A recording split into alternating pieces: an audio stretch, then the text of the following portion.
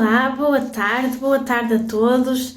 Estamos aqui para o segundo vídeo de amor próprio e autoestima.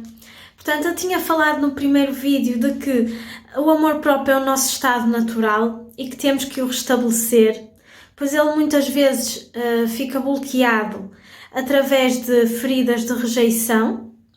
Podem ser feridas de rejeição, feridas de abuso, de negligência, de traumas, enfim, há várias feridas que podem bloquear este amor próprio, esta autoestima. Eu pus aqui um maior foco para a ferida de rejeição, que de facto muitas vezes é a base de todos os problemas de amor próprio e de autoestima. Portanto, o que é que nós temos que fazer para resolver este tipo de feridas? Temos que comunicar com a nossa criança interior. O que é a nossa criança interior? É aquela versão de nós de quando éramos mais pequenos. Ainda temos essa versão dentro de nós e ainda vem ao de cima muitas das vezes, mesmo que por vezes nós nem percebemos, mas ela vem ao de cima muitas das vezes em situações idênticas às que ocorreram no passado, às que nos machucaram no passado.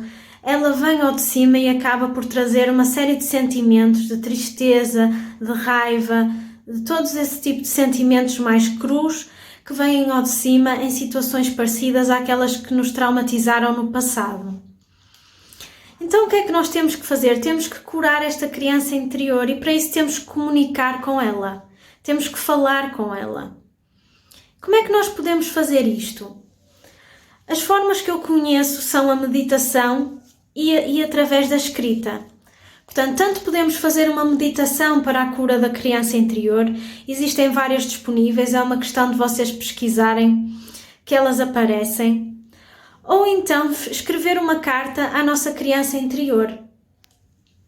Sim, escrever uma carta mesmo, em que nós vamos reconhecer os sentimentos desta criança, reconhecer as sensações que ela teve, reconhecer as situações pelas quais passou, validar os seus sentimentos, dizer o quanto são normais e posicionarmos-nos agora enquanto adultos, enquanto pessoa que controla muito mais a sua realidade do que aquilo que controlava no passado quando era criança.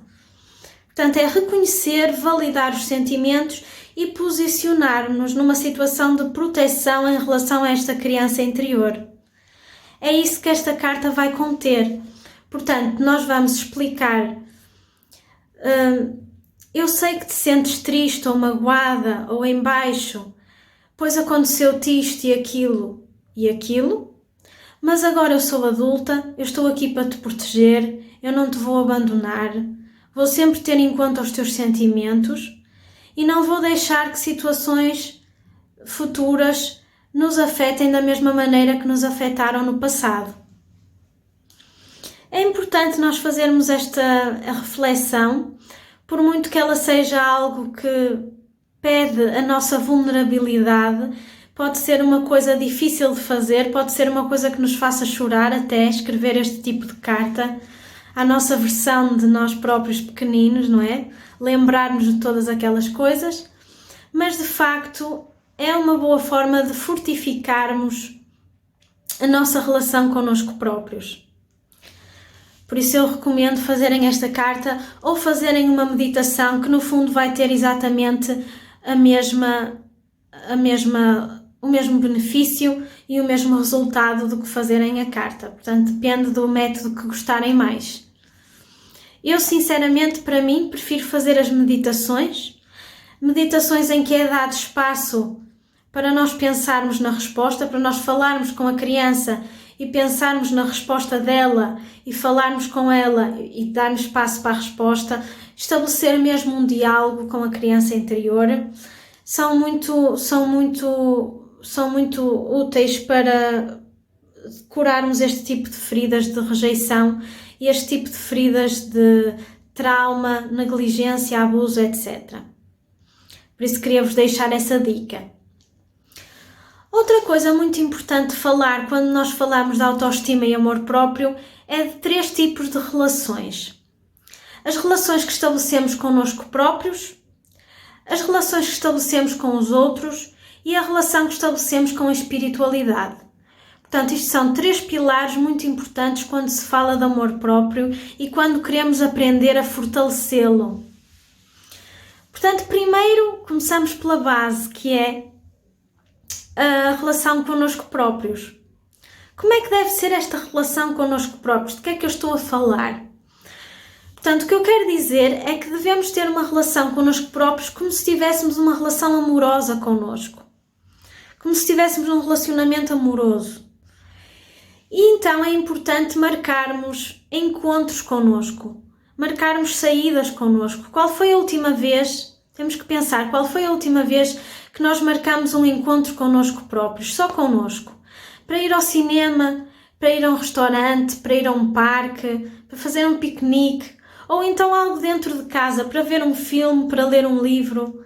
Qual foi a última vez que nós marcamos, mesmo na nossa agenda, um dia por semana, ou um espaço de tempo durante a semana para um encontro connosco próprios?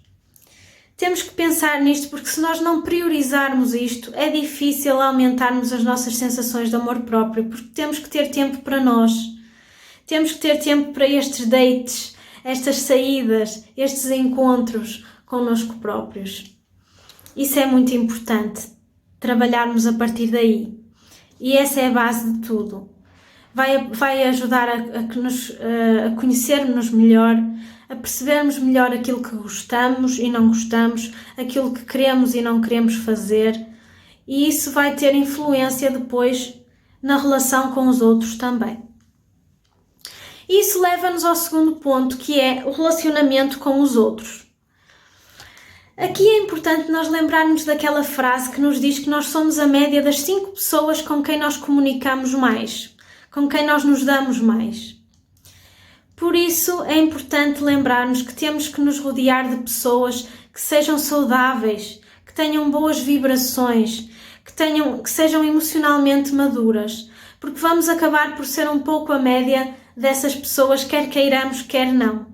As crenças delas vão nos afetar, as emoções delas vão nos afetar, a vibração delas só em si, a energia vai nos afetar e acabamos por nos tornar um bocadinho com essas características. Por isso, lembrar-nos de rodear de pessoas saudáveis. E por fim, o que eu queria falar tem a ver com a nossa relação com a espiritualidade. Por vezes é este o pilar que nos falta.